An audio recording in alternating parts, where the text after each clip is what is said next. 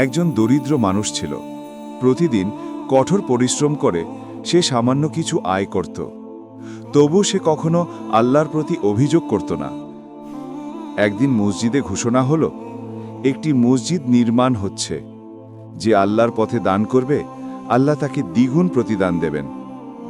লোকটি খুব ইচ্ছা করল কিছু দান করতে, কিন্তু তার কাছে ছিল মাত্র একটি রুটির দান সমান টাকা।